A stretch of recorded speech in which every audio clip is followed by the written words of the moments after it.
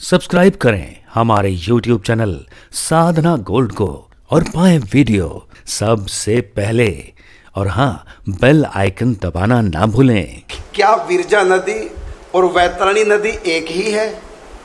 नहीं महाराज श्री, विरजा नदी तो माया के उस पार, जिसको हम कारण जन भी बोलते हैं। कारण जन, और जिसमें माँ विष्णु निवास करते हैं। ब्रह्मांडों से बाहर है, ब्रह्मांडों से अनंत अनंत ब्रह्मांडों, सब ब्रह्मांडों से बाहर है वह विरजा नदी। बिल्कुल। वैतरणी नदी तो प्रत्येक ब्रह्मांड में, प्रत्येक ब्रह्मांड में वैतरणी नदी, अलग अलग ब्रह्मांड की अलग अलग। विरजा नदी एक है और वैतरणी नदी अलग अलग ब्रह्मांड की अलग अलग ब्रह्मांड की अलग जी। अनंत ब्रह्मांड, अनंत वैतरणी। वैसे ब्रह्मांड में होती कहाँ है वैतरणी? ये महाराज श्री नर्क के रास्ते में आता है। हाँ, जब भी कोई संयम नहीं पूरी जाता है नर्क की राजधानी, तो रास्ते में ये वैतरणी नदी पड़ती है, जो मांस की, कफ की, मज्जा की, रुधिर की, केश की, नाखूनों की, ये सब गला सड़ा जैसे मुआद होती है। इसमें भक्त का शायद प्रसंग अनुसार कथा भी आती है। गौ माता उसने दान की थी, तो गौ माता पार करा करके ले गई। जो भी दान करते हैं, देखो भगवान के निमित्त जो दान करते हैं उनके रास्ते में तो ये वैतरणी आती नहीं। भक्त लोग सुने ध्यान से, गीता में भी कहा और भी ग्रंथों का प्रमाण है, जो भगवान की भक्ति करते हैं, चाहे वो अधूरे भक्त हैं चाहे वो पूरे भक्त हैं, भक्तों के मरने के बाद उनके रास्ते में तो वैतरणी आती नहीं। ये आती है पापात्मा और पुण्य आत्माओं के रास्ते में। भक्त अलग, भक्ति अलग है, पुण्य अलग है, पाप अलग है। पाप सब जानते क्या है और पुण्य क्या है? दीन दुखियों के लिए सेवा कर दी, वृक्ष लगवा दिए, पक्षी फल फूल खा रहे हैं, कुआं खुदवा दिया, प्याऊ लगवा दे, गरीबों के लिए भंडारा खोल दिया, कपड़े दान कर दिए, गरीब कन्या का विवाह कर दिया, गरीब व्यक्ति बीमार है तो दवाई पुष्टि करा दी, किसी के लिए मकान गरीब का बनवा दिया। ये सब का ये पुण्य है, ये सब पुण्य है। और संत सेवा की है, भगवत सेवा की, ये पुण्य नहीं, ये भक्ति है। तो भक्ति जो करते हैं उनके रास्ते में वैतरणी नहीं आती, वैतरणी आती है पापियों के और पुण्यात्माओं के। तो पापी उसमें डूबते हैं, परेशान होते हैं। उसमें बहुत वर्णन है गरुड़ पुराण के प्रेत सर्ग में, इसका बड़ा भयानक वर्णन है। ये तो पापियों को दंड मिलता है, लेकिन जो धर्मात्मा लोग हैं, जो दान पुण्य करते रहते हैं, उनके लिए वैतरणी नदी सहज ही पार होती है, उनके पुण्य पार कर देते हैं। इसलिए हमारे यहाँ प्रत्येक हिंदू गाय का दान अवश्य करता है, गौ माता की सेवा अवश्य करता है। वैतरणी नदी से गौ माता ही नहीं बल्कि हमारा प्रत्येक पुण्य उससे पार करा देता है, और नहीं तो फिर बहुत दुर्गति होती है। विस्तार तो करने का समय नहीं है। गरुड़ पुराण का प्रेत सर्ग आप पढ़ सकते हैं। वैसे तो ऐसे हमारे 18 पुराणों में एक भी ऐसा पुराण नहीं जिसमें इसका वर्णन न हो, हर पुराण में वर्णन आया है। ये है वैतरणी। और महाराज इस पर एक शंका लोगों की है, बहुत बार लोग पूछते हैं, अब जैसे आप श्री ने कहा कि गरुड़ पुराण का प्रेत सर्ग पढ़े, तो लोग कहते हैं गरुड़ पुराण तो मरने के बाद ही पढ़ना चाहिए। अच्छा। या बहुत लोगों की मानसिकता है कि महाभारत घर में नहीं रखनी चाहिए, उससे लड़ाई हो जाती है। हाँ बिल्कुल। देखो, ये सिर्फ विदेशियों की चाल है, ये सब विदेशियों की चाल है, विदेशी तंत्र की चाल है, जो ऐसा हमारे ग्रंथों के बारे में बोलते हैं। आप स्वयं महाभारत उठा के पढ़ो, उसमें घर में रखने की कितनी महिमा वेद व्यास लिखते हैं, पूजा करने की महिमा है, पाठ करने की महिमा भाग उसके। महाभारत का अर्थ युद्ध नहीं है, समझना। महाभारत का अर्थ युद्ध नहीं होता, महा का अर्थ होता है महान। और दरअसल हुआ क्या, पहले एक था भारत, एक था महाभारत। एक था भारत, एक है महाभारत। तो महाभारत है पूरा एशिया महाद्वीप, यह है महाभारत। और उसमें भी भरत ने जो राज्य किया जितने हिस्से में, उसको कहते हैं भारत। समझ ना? जैसे एक बाप के मालिक कई बेटे हुए हैं मतलब, तो बाप ने पूरे देश पे राज्य किया, चक्रवर्ती सम्राट हो गए, और उसके माले 7 बेटे हैं, तो उस राज्य में से थोड़ा थोड़ा काट के 7 हिस्से में दे दिए। तो जो एक एक देश दिया वो है देश, कह लो उसको भारत, और जो सारे देश इकट्ठे थे वो थे महाभारत। तो दरअसल इस युद्ध में महाभारत इकट्ठा हुआ था, अर्थात हर देश के। अमेरिका तो उस समय था ही नहीं, ये तो पानी में डूबा था, ये तो अभी कोलंबस ने इसकी खोज की, है तो पानी में डूबा था।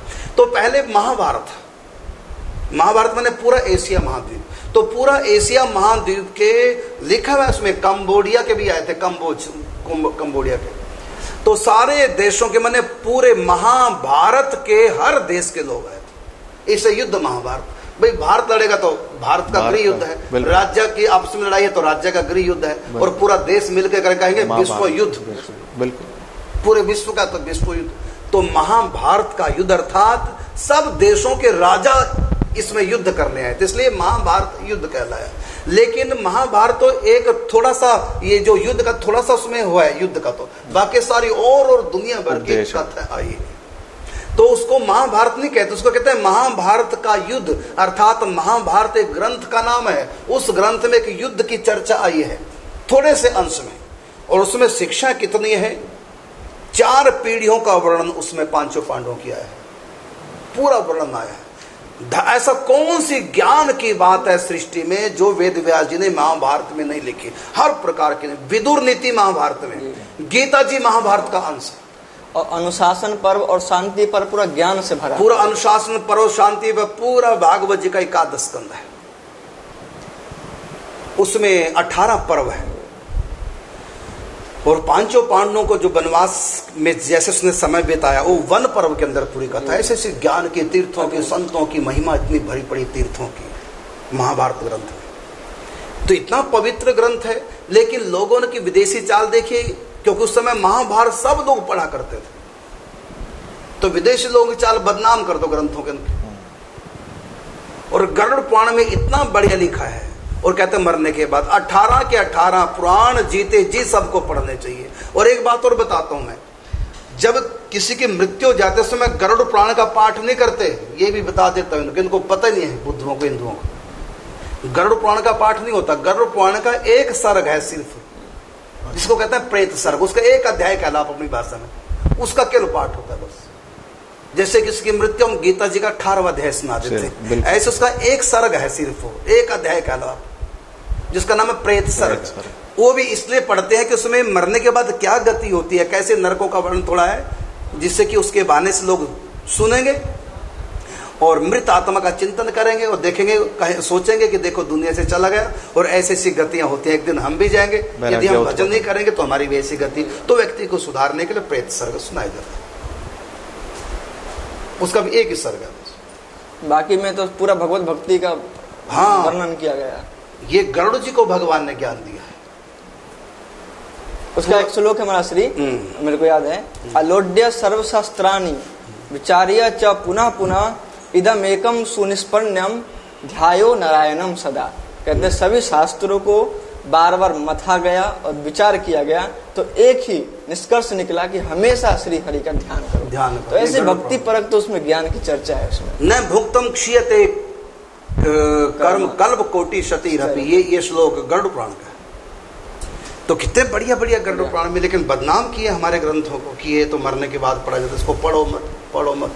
कारण क्या? क्योंकि उसमें हजारों जगह लिखा कि शराब पी कोई दुर्गति, और सारे लोग शराब पीते हैं। अब उनको शर्म आती है, कोई ना पढ़े, कोई ना पढ़े, क्योंकि उनकी बेइज्जती होगी। उसमें मांस खाने में कितना पाप है, शराब पीने का क्या पाप है, उसकी क्या दुर्गति होती है वहां पर, ये सब उसमें लिखा हुआ है। इसलिए जो शराबी कबाब है वो कहता है ये नहीं पढ़ना चाहिए तो मरने के लिए। उनको पता हमारी वहां पोल पट्टी खोलेगी सारे, उन्होंने बदनाम किया है। तो हमारे 18 के 18 पुराण है, आप सब पढ़ सकते हैं। महाभारत घर में रखे और उसको नित्य पाठ करें, देखो आपको क्या क्या चीज मिलेगी। गीता जी महाभारत का तो एक अध्याय है, एक वो है, उसमें 18 जो अध्याय है गीता के, ये भगवान से शांति पर, उसमें ये महाभारत के, उसमें तो महाभारत का एक अंग है गीता जी। और लिखा है कि गीता सुगीता कर्तव्य की मन है शास्त्र विस्तरे। गीता पढ़ना ही व्यक्ति का कर्तव्य है, और शास्त्रों से क्या प्रयोजन, ये वेद व्यास जी लिख रहे हैं, और ये महाभारत में लिखा है। और महाभारत की रचना इसलिए की थी क्योंकि जो जिनका वेद पे अधिकार नहीं है, तो वेद पर जिनका अधिकार नहीं, तो वेद का ज्ञान कैसे मिले, तो वो महाभारत पढ़े। तो इसलिए महाभारत को पंचम वेद भी कहा है। चलो ये तो हो गया।